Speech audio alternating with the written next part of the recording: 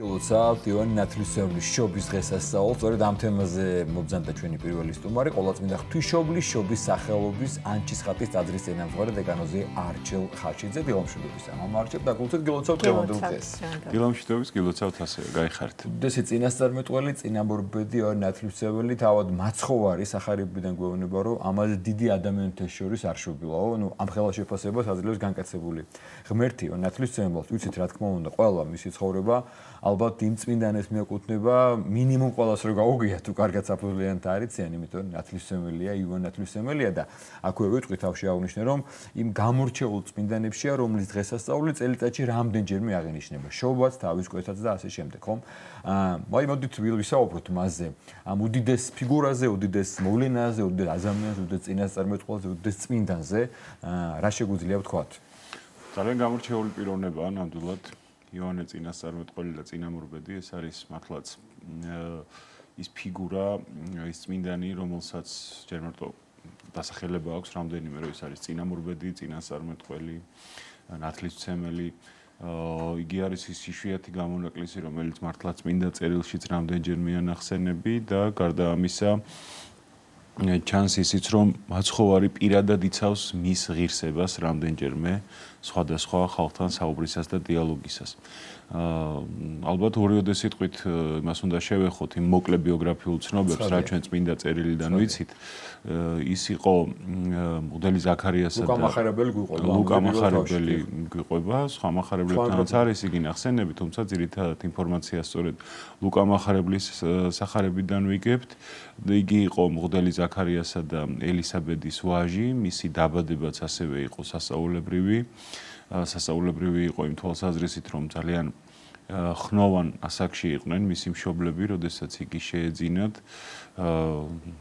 90 წელს იყვნენ გადაშორებულნი და მისი დაბადებაც იყო ერთი დიდი სასწაული და მისი წინამორბედობა, მისი ესეთი ბიბლიური ფუნქცია გამოვლინდა თუნდაც ამაში, რომ მან თავისი დაბადებით თითქოს და საფეხური მოამზადა, ერთი ნაბიჯით აამაღლა ადამიანების გონება იმ დიდი და მართლა გონება მიუწვდომელი სასწაულის მისაღებად, რაც შემდეგში იქნებოდა უკვე ქალწულისაგან შობა, ყოვლადწმინდა ქალწული მარიამისაგან შობა ჩვენი უფლისა და მაცხოვრისა იესო ქრისტესი. ასე რომ წინამორბედი, როდესაც მოდის ამ ქვეყნად, ეს არის მართლაც განსაკუთრებული პერიოდი, ის არის ხიდი ძველსა და ახალ აღთქმას შორის, რაც არაერთი ნიუანსით დგინდება და מחვილდება ხოლმე ამაზე ყურადღება, თუ როგორ არის იგი ერთის მხრივ ძველი აღთქმის ბოლო წმინდანი და ახალი აღთქმის თითქოს პირველი წმინდანი, ეს რა თქმა უნდა მეტნაკლებად სიმბოლურია, ეს შედარება, რადგანაც წმინდანთა დასი ასე არ განიყოფება და მით უფრო ახალ აღთქმაში პირველ წმინდანებს ხან მაცხოვრის შობისას მოწყვეტილ ბეთლემში მოწყვეტილ ყმებს უწოდებთ, ხან ივანე ნათლისმცემელს, ხან რა თქმა უნდა ახალი აღთქმის ეკლესია, როდესაც უკვე არსდება სულთმოფენობის შემდეგ, იქ არაერთი სხვა ადამიანიც ეწამება, მათ შორის სტეფანე პირველ დიაკონი, მათ შორის მოციქული იაკობი, რომელსაც და ასე შემდეგ. ასე რომ ეს შეფასება ის არის, რომ იგი არის ერთ-ერთი პირველთაგანი თუნდაც ახალ აღთქმაში და იგი არც ძველისაა და არც ახლისა, თითქოს და თავის თავში აერთებს ყველაფერს ერთად. ივანე აღიზრდება ობლად ეს ასაკში მყოფი მისი მშობლები აღესრულებიან და წმინდანები არიან ისინიც.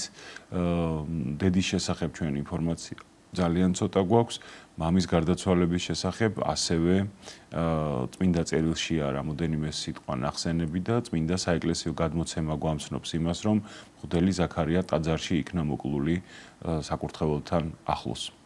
თუმცა ვიცი დედამისი ახლობლად ნახნაცავი ღვთისმშობლი, ჩვენ ვიცით ღვთისმშობლს როცა ეხარება მიდის და მაშინ კრთება მუცელში ნათლისმცემელი და ძვითი სასწაულებრივი და წინასწარმეტყველური სიტყვები ერთგვარად როცა ეუბნება, ხო, წმინდა ელისაბედი.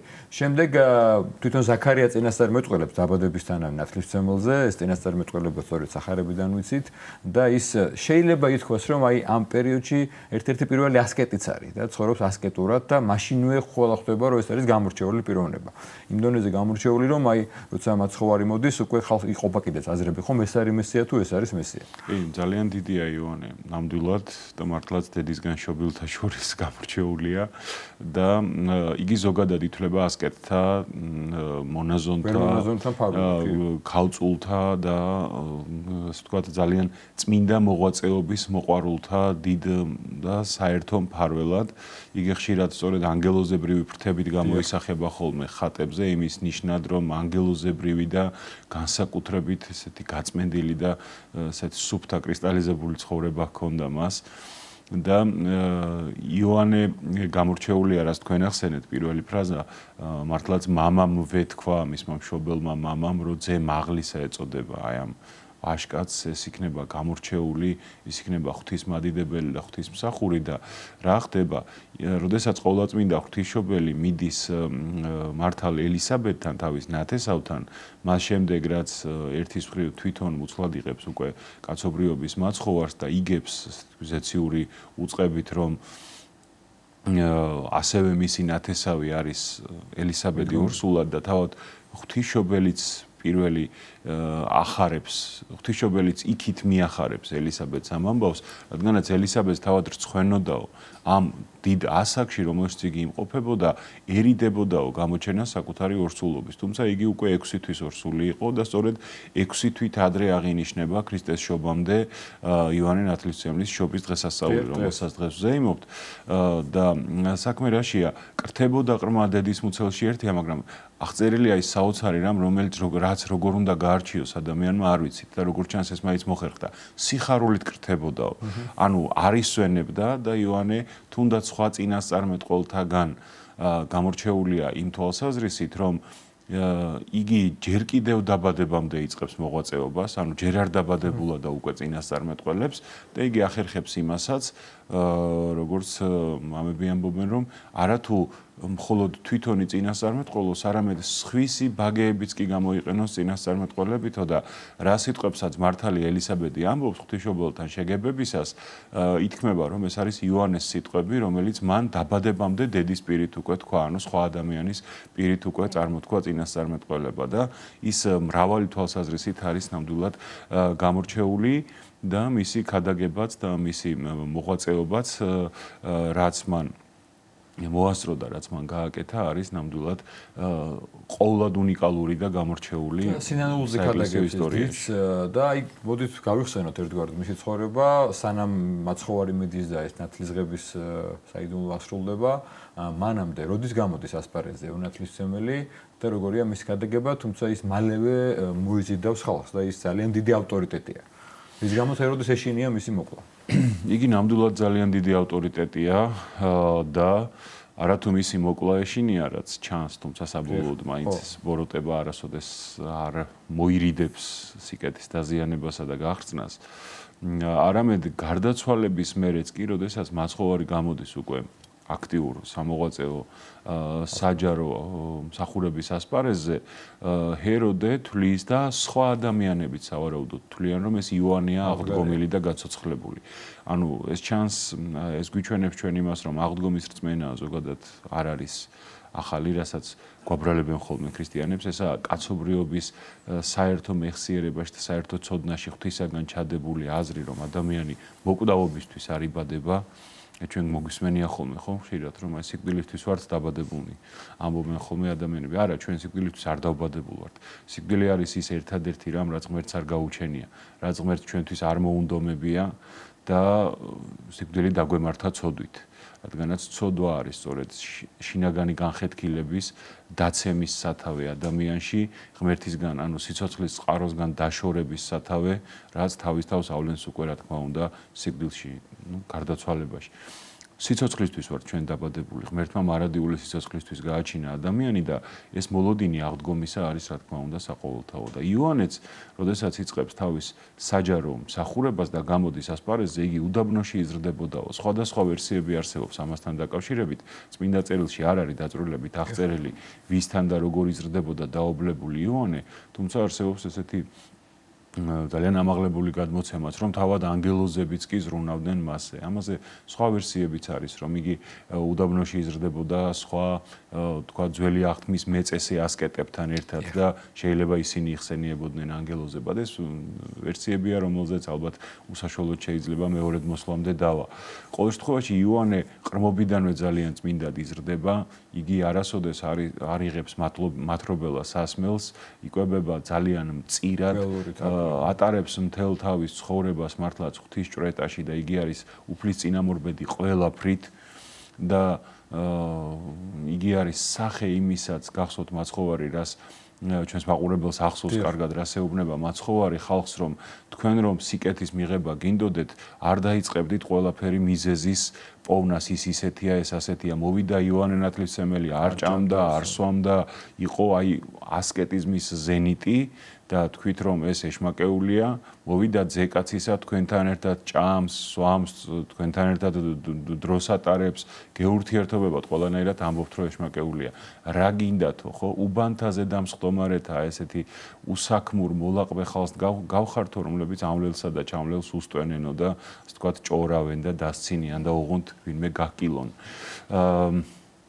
იოანე ნათლისმცემლის მოღვაწეობის დასაწყისი არის ის, რომ შეინანეთ რამე თუ მოახლოებულია სასუფეველი ცათა და მთავარი სიტყვები ასევე სულ რამოდენიმე ძირითადი ფრაზაა წმინდა წერილში მისგან შემორჩენილი, მაგრამ ისეთი საფუძველდამდები და კიდევ ერთი, რომ გამზადენით და წრფელყვენით ალაგნი მისნი, ანუ გაამზადეთ გზები და ბილიკები უფლამდე მისასვლელად. გზებში და ბილიკებში იგულისხმება, რა თქმა უნდა, ადამიანის აზროვნება, ადამიანის გული და გონება, რომ ყველაფერი უნდა გაასუფთავოს ადამიანმა, გაწმინდოს არასწორი აზროვნებისგან, არასწორი იდეებისგან, იდეოლოგიებისგან, მიზნებისგან და ასე შემდეგ, იმისათვის, რომ შეძლოს ღმერთთან მიახლოვება, ღმერთმა შეძლოს ალბათ მასთან მოახლოვება, რადგანაც ზოგი ადამიანი უბრალოდ არ იკარებს ღმერთს თავის ცხოვრებაში და ღმერთი არ არის მოძალადე რომ ვინმეს ცხოვრებაში ძალით ჩაერიოს და გარდა ამისა შეძლოს ადამიანმა საკუთარი ადამიანობა რაც შეიძლება ღირსეულად და მაქსიმალურად განახორციელოს. არის შესაძლებელი ჩვენს თანამედროვე ცხოვრებაში რომ მივემსგავსოთ მას ვთქვათ და მისი ცხოვრების წესით თუნდაც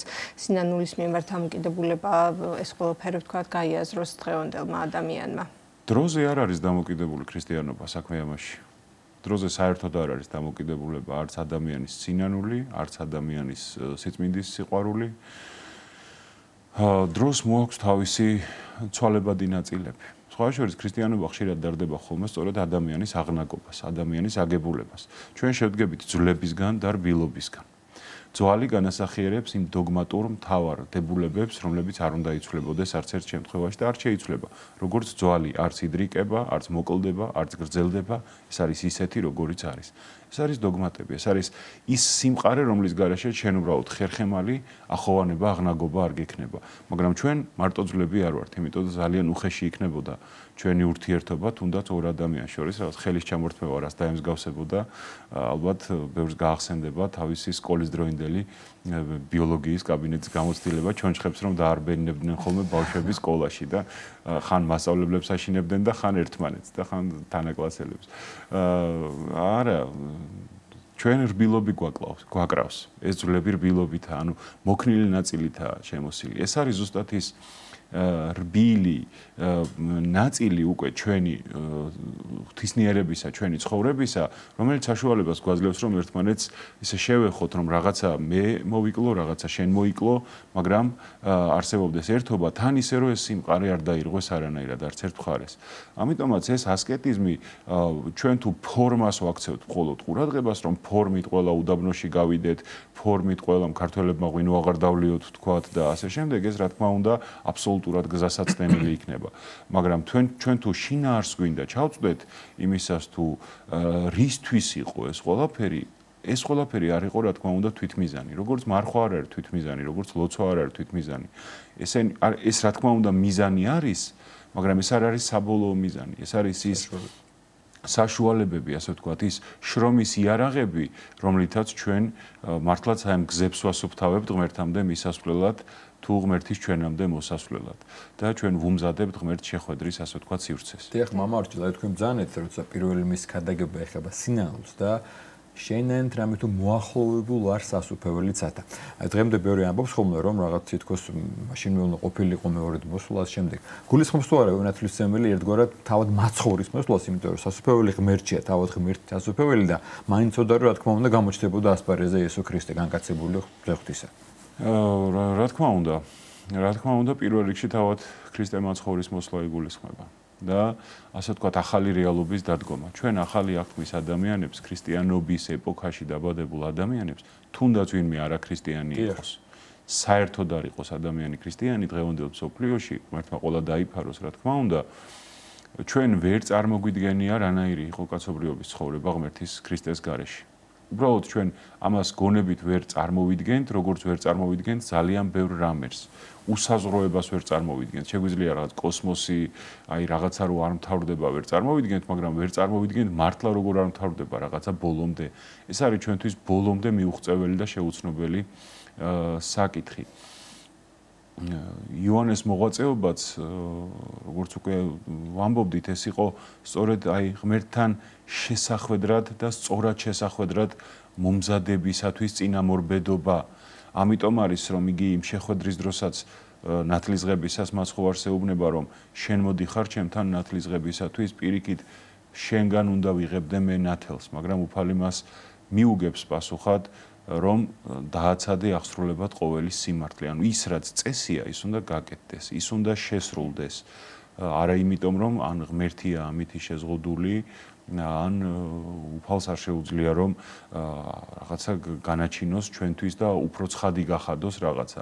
და ბიბლიის სიტყვებია სწორედ რომ ჩემი სიმართლე თქვენი სიმართლე, ჩემი ფიქრები თქვენი ფიქრები არ არის. ჩვენ რომ რაღაცა გვეჩვენება, იქ შეიძლება იმდენი სიღრმე იყოს კიდე და იმდენი სიმაღლე იყოს ღვთისაგან ჩადებული და განჩინებული, რომ მხოლოდ სულიერი განვითარებისა და დაწინაურების გზაზე შეიცნოს და გაიაზროს ადამიანმა ეს ყველაფერი და მანამდე მხოლოდ ტრაფარეტურად კონდეს რაღაცა წარმოდგენილი. ამიტომაც ივანე ძალიან როგორც პიროვნება, თუნდაც ურწმუნო ადამიანისათვის და მით უმეტეს მორწმუნისათვის, ივანე არის ძალიან საინტერესო პიროვნება. პიროვნება, რომელიც როგორ მოღვაწეობს, როგორ ამხელს იგივე ადამიანებს, სხვა შორის სოციალურადაც იმ თავისი ხანმოკლე მსახურების პერიოდში საოცარი პასუხები გასცა ადამიანებს, რომლებიც მასთან მიდიოდნენ. აი თქვენ თქვით თანამედროვე ეპოქაში როგორ ვიცხოვროთ ესე. მასთან მიდიან ჯარისკაცები, ანუ ძალოვნები და ეუბნებიან რომ როგორ ვიყოთ. მიდიან მაშინდელი მეზვერეები, მიდის ყველა, აბსოლუტურად ყველა მიდის. და ეკითხებიან და ძლიერი ადამიანები, ასე ვთქვათ, ამასოფლის ასე თუ ისე მძლავრი ადამიანები ეკითხებიან ჩვენ როგორ გავიყოთ, იმიტომ რომ ხვდებიან რომ ამ სინანულს, ანუ ახალი ცხოვრების დაწყება, სინანული ახალი ცხოვრების დაწყება, თვალსაზრისის ცვლილება, აი ამას როგორ მოვერგოთ თან ისე რომ ის ყველაფერი ისე იყოს, რაზეც ჩვენ საუბრობთ და ივანე მათ რა ეუბნება რომ ძალაუფლებას ნუ გამოიყენებთ ბოროტად. მათ ეუბნება რომ იმაზე მეტი არ აიღოთ რაც გეკუთვნით, თქვათი კანონით, კმა გეყავთ როჭიკი თქვენი, ანუ თქვენი ხელფასი, რასაც დათანხმდით, იქ ჯარისკაცი ხარ თუ მეზვერე, მებაჟე ხარ თუ ვინც ხარ, ის იკმარეთ, რასაც ხელი მოაწერეთ. ანუ თქვენ რაზეც დათანხმდით, რომ ასე იმსახურებდით, თქვენს გავლენას ნუ გამოიყენებთ ბოროტად და ადამიანებს ნუ დაჩაგრავთ. აი ამაზეა საუბარი. ყველა ადამიანს ეუბნება რომ მართალი იყავი, ანუ რაც შენ თქვი რომ ამას გავაკეთებ, ის გააკეთე. იყავი პატიოსანი, იყავი სოციალურადაც ჯანსაღი. და ნუ აეკიდები ასე ვთქვათ სხვას. აკეთე შენი საქმე. ეს ძალიან მნიშვნელოვანია, რა თქმა უნდა. მამა იონე, მამა არჩილ, ერთი ძალიან საინტერესო მომენტი ხდება სახარებაში და ვიცით რომ სახარებაში შემთხვევით არაფერი შეიძლება იყოს ნათლისმცემელი, რომელიც არის წინამორბედი, წინასწარმეტყველი, მუცლიდანვე აღიარებს ქრისტეს, ახარებს ყოველას, აკრძალვის მოწაფეებს და ეუბნება მოწაფეების პირით, რომ შენ ხარ თუ სხვას უნდა მოველოდეთ. ის შემდგომაც მაცხოვარი რაღაცებს ასწავლებს და ეუბნება, რომ აი წადით და მოუყევით ეს ივანეს და ეს თავი ვიცით. აქ შეიძლება გაჩნდეს კითხვა, როგორ ივანეს ეჭვი ეპარება იმაში, რომ ქრისტეა მესია? რა ხდება, როგორ განიმარტება ეს შემთხვევა? ეს შემთხვევა განიმარტება ასე ივანეს ნამდვილად არ ეპარება ეჭვი ქრისტეს მესიაობაში და იმაში რომ იმიტომ რომ მან რამდენჯერმე პირადად დაადასტურა რომ აჰა ტარიგე ღვთისა რომელიც მოვიდა იმისათვის რომ აიღოს ამ სოფლის ცოდვები საკუთარ თავზე მოწაფეებისთვის ხდება ეს არის პრაქტიკული ასე თქვა აი პრაქტიკული ადამიანური პედაგოგიური მოქმედება როდესაც ხდება ამას ხადია კი მაცხოვარი ყოვლისმცოდნეა რა თქმა უნდა და იგი წინვალედ ხდება ამ ყველაფერს იგი საკუთარ მოწაფეებს აგზავნის მაცხოვართან ერთის მხრივ ამ კითხვაზე პასუხის მისაღებად და მაცხოვარიც უბრუნებს მათ რომ წადით და უთხარით იოანეს რომ იქ კელობლები ანუ კოჭლები ფეხზე დადიან ყრუს ესმის ბრმა ხედავს უმჯობესდება ადამიანების ცხოვრება და ეს მხოლოდ მესიას შეეძლო გაეკეთებინა შობიდან ბრმისთვის თვალი აეხილა და ასე შემდეგ და ამ ხრივ ერთის ხრივ ეს დარწმუნება ანუ რა არის იცით ერთია რომ შენ გაიგე აი სახარებაში მაცხოვარი ამბობს ესეც სიტყვებს რომ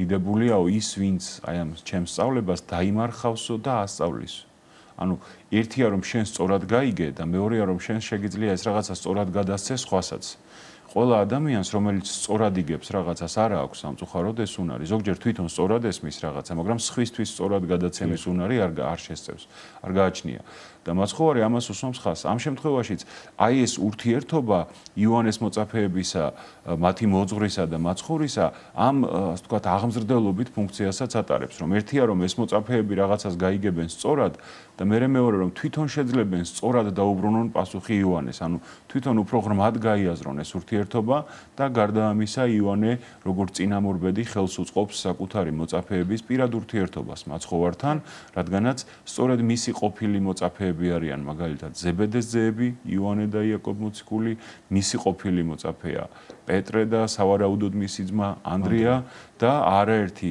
ის მოციქული რომელსაც ჩვენ ვიცნობთ 12-თაგანად 70-თაგანად ან ზოგადად მაცხოვრის მიმდევრად.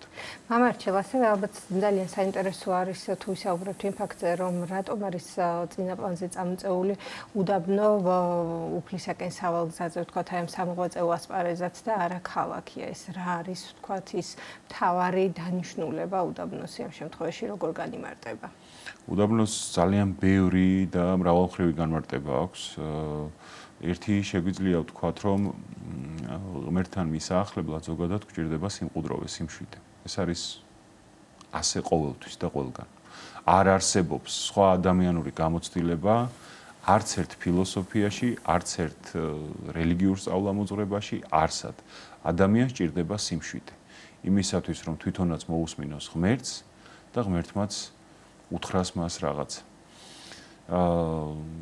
ამიტომ არის რომ ლოცვასაც ყოველთვის ჭირდება სხვანაირი სიმყუდროვე ამიტომ არის რომ ეს ასკეტიზმი აი გარკვეულ აი ქართული სიმყუდროვე ბერძნულად ისიხიად ითარგმნება ანუ სიმყუდროვე არის დღეს რასაც ქართულადაც არაერთი წიგნი ითარგმნება ამ საკითხზე ისიხაზმი ანუ ის სიმყუდროვე როდესაც ადამიანს მაქსიმალურად აქვს ყურადღება გამახვილებული ანუ ეს არის განსაკუთრებით ფაქიზი ურთიერთობა ხო ვინმეს წარმოუდგენია რომ მაგალითად ქირურგი როდესაც მუშაობს საოპერაციოში როდესაც განსაკუთრებული რაღაც ოპერაცია ტარდება იქ ავიც გულის გადანერგვა ხდება ან რაღაცა ასეთი და იქ იმ დროს ტარდებოდეს მაგალითად კონცერტი ფესტივალი ტარდებოდეს, რომელიც თავისთავად არაა ცუდი, კარგი, მაგრამ ხტუნაობდეს ხალხი და ვინმე წარმოუდგენ ხატვარი მუშაობდეს, თქვა, შეიძლება რაღაც წნარ მუსიკას უსმენდეს ადამიანი რაღაც, მაგრამ ხატვარი მუშაობდეს, მართლაც რაღაცა ღრმა ნაწარმოებს ქმნიდეს და იქ იყოს რაღაც წარმოუდგენელი ალიაკოთი და ცეკვა თამაში იყოს მის გარშემო ატეხილი. არა ძირფასი რაღაცეები ყოველთვის იქნება სიმყუდროვეში და სიმშვიდეში.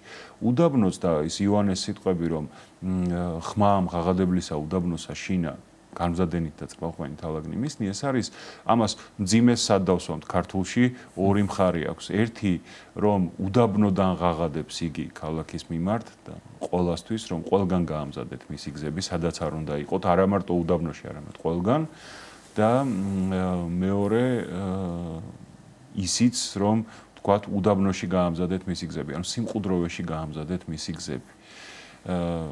და ზოგადად უდაბნო სწორედ აი ამ ყოველდღიური ალიაკოთისაგან განშორებას და სხვა, ასე ვთქვათ, ფარულ, იმიტომ რომ უდაბნოში არ ვერავინ ვერ იტყვის, რომ უდაბნო უსაფრთხო ადგილია, იქ უამრავი ქვეწარმავალი, უამრავი შხამი და აბსოლუტურად არახელსაყრელი გარემოა ხშირ შემთხვევაში ადამიანის ცხოვრებისთვის. თან ის უდაბნო, რომელსაც ჩვენ გულისხმობთ, იუდეის უდაბნო, თორე ახლა ქართულად უდაბნო ზოგადად დაუსახლებელ ადგილსაც ქვია და ანუ უდაბურ ადგილს ქვია, სადაც შეიძლება არაჩვეულებრივი სიმწვანე და გადასარევი ბუნება იყოს. არა, ჩვენ უდაბნოში აი ხრიოკს გულისხმობთ ამ შემთხვევაში. ეს გულისხმობს იმას, რომ იქ ფარულ საფრთხეებთან გიწევს განმკლავება, რომელსაც ქალაქში შეიძლება საერთოდ ვერ ხედავდე. ანუ იქ უკვე შენ შინაგანში იწყებ მოღვაწეობას. დიდი მადლობა მამა არჩი. შეგვეციოს ივანე ნათლისმცემი. შეგვეციოს მადლობა საუბრისთვის. ივანე ნათლისმცემის შობის დღესასწაულია. ყველას კიდევ ერთხელ გელოცავ, სწორედ ამ თემაზე გვესაუბრებოდა ყოველწმინდა ღვთისმშობლის შობის სახელობის ანჩისხატის ტაძრის წინამძღვარი დეკანოზი არჩილ ხაჩიძე.